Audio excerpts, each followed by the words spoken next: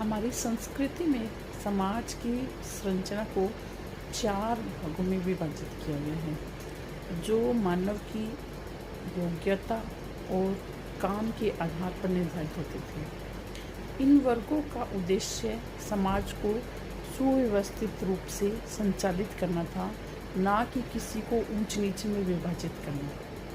इन चारों वर्गों की भूमिका समाज के लिए अत्यंत महत्वपूर्ण थी और आज भी है। जैसे फर्स्ट, ब्राह्मण, ज्ञान और शिक्षा के क्षेत्र में अग्रणी। जो व्यक्ति सत्य का गहन ज्ञान प्राप्त करते थे वे ब्राह्मण कहलाते थे।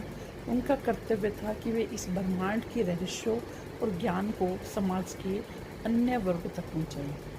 वे शिक्षा, शोध और आध्यात्मिक उन्नति में संलग्न रहते थे। उनका जीवन जन कल्याण और नैतिक मूल्यों, वैल्यूज के प्रचार प्रसार में समर्पित होता था। इसी प्रकार क्षत्रिय, उनका सुरक्षा और शासन का दायित्व था।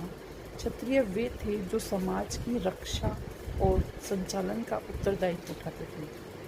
वे राजा, नेता और सेना के रूप में समाज की सुरक्षा और व्यवस्था बनाए रखते थे। उनका उद्देश्य था कि समाज में न्याय और शांति बनी रहे। इसी प्रकार वैश्य, व्यापार और अर्थव्यवस्था के संचालक। वैश्य वे थे जो व्यापार और कृषि के माध्यम से समाज को आवश्यक संसाधन डे टू डे लाइफ में उपलब्ध करवाते थे।